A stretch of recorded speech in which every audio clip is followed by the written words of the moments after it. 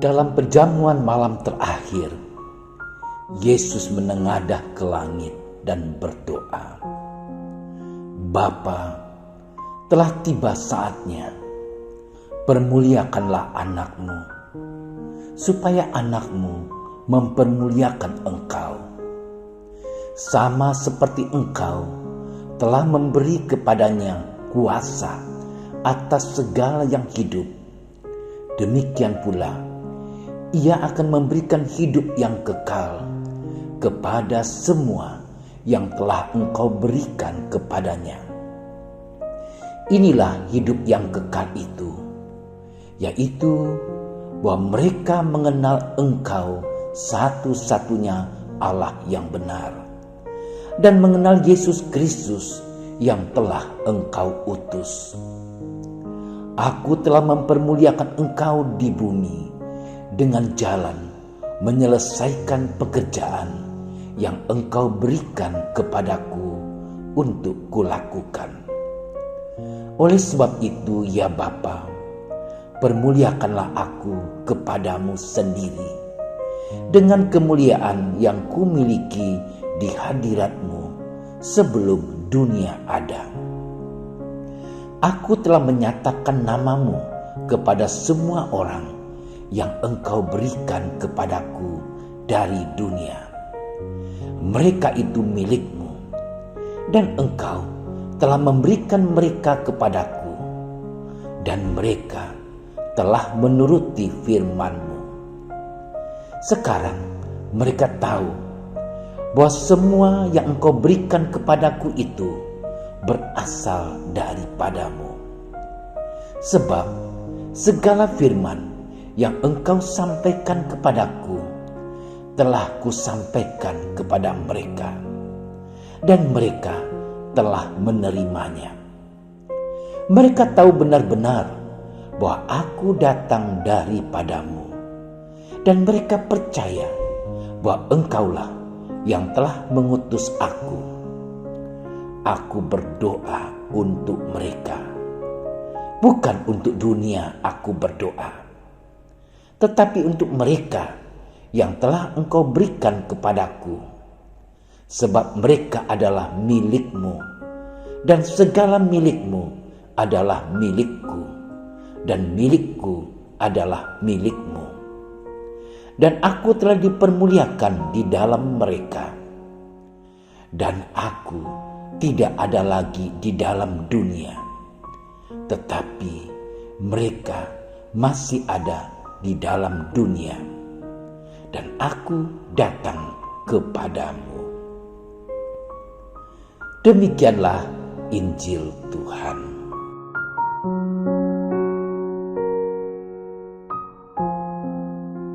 Dunia ini panggung sandiwara. Ceritanya mudah berubah. Kisah Mahabharata atau tragedi dari Yunani.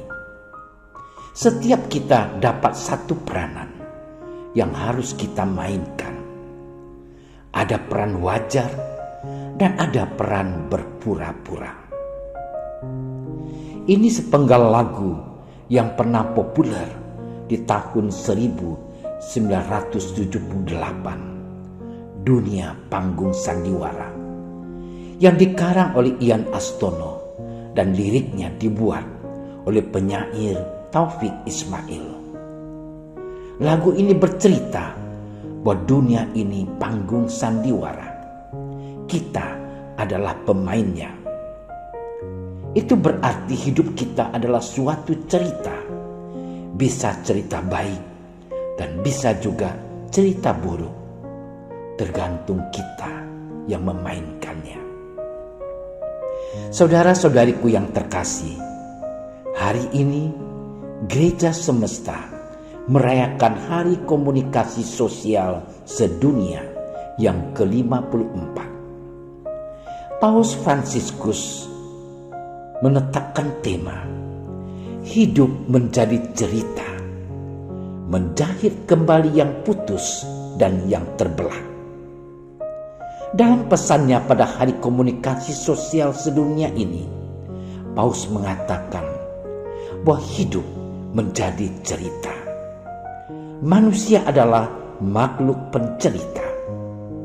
Cerita-cerita itu mempengaruhi kehidupan manusia.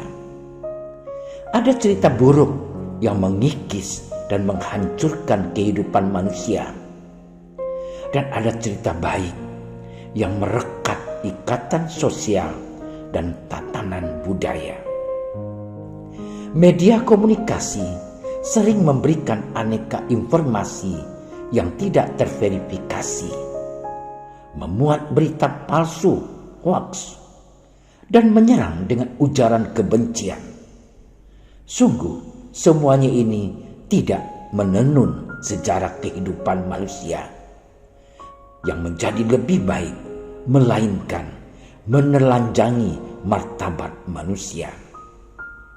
Dan biasanya cerita-cerita yang dimanfaatkan untuk tujuan kekuasaan bakal berumur pendek.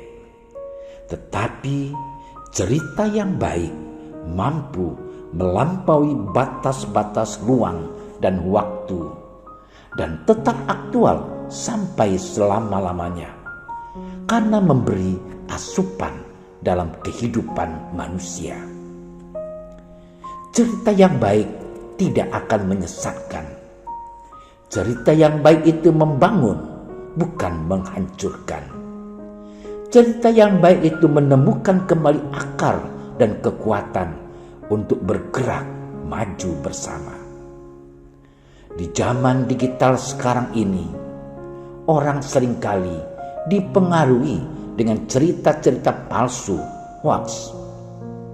Untuk itu saudara-saudari, kita diajak dengan bijaksana, cermat, melihat dan menyaring semua berita, serta mampu dengan berani, dengan tegas menolak, bahkan menyiarkan, men-sharekan berita-berita tidak baik.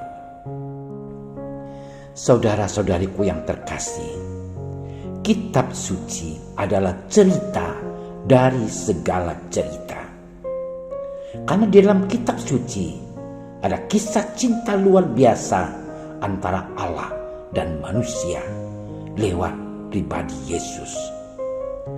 Mulai dari perjanjian lama, cerita tentang Allah yang sangat mencintai umat manusia. Lewat kisah-kisah, lewat cerita-cerita dari kisah penciptaan sampai dengan para nabi.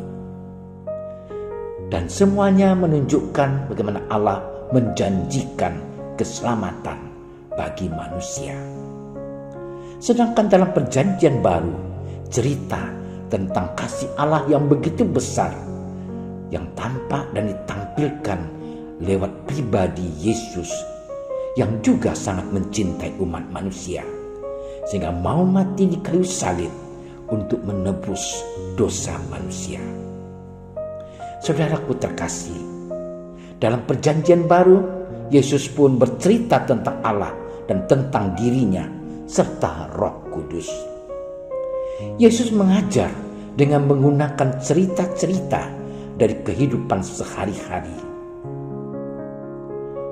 Kita, manusia, dipanggil dari generasi ke generasi untuk menceritakan kisah cinta itu.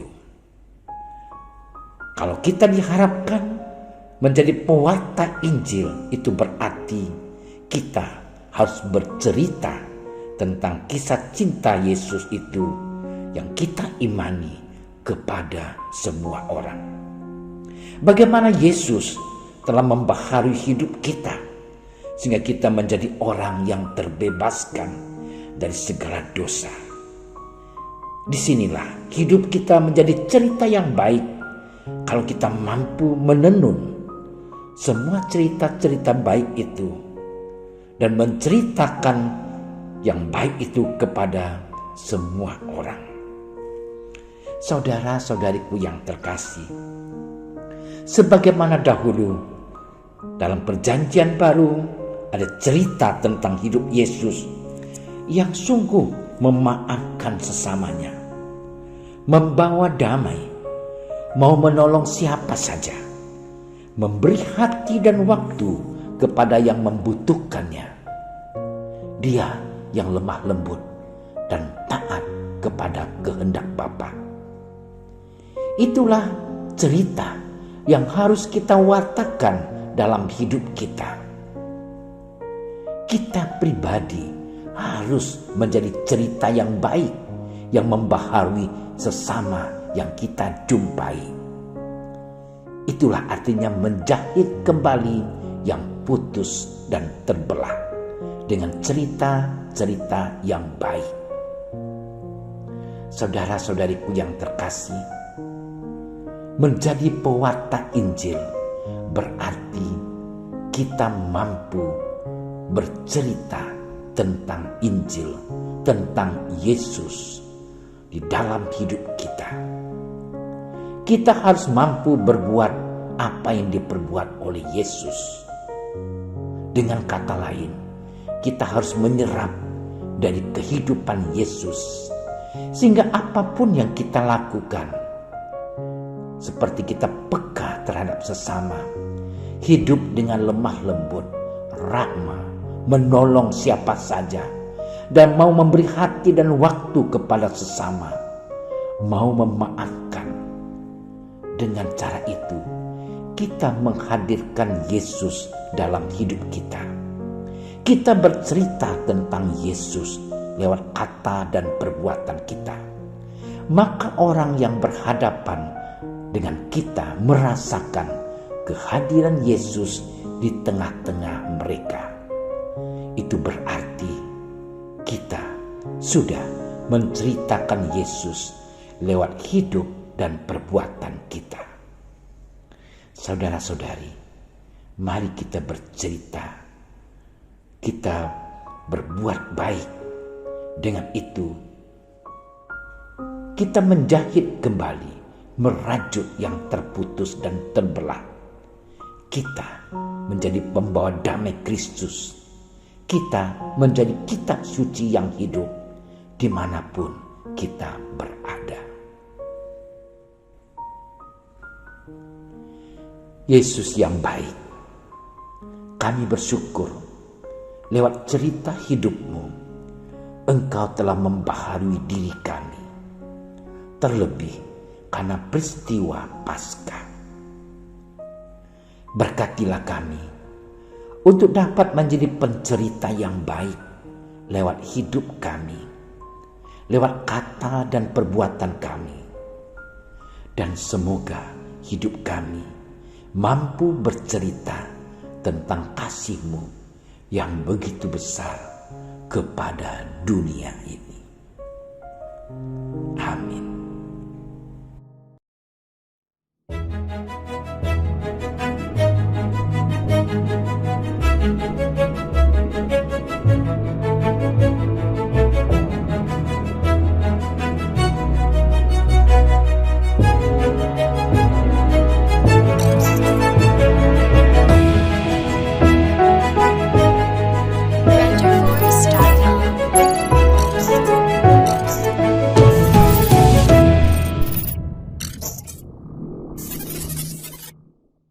Shalom, salam sejahtera bagi kita semua.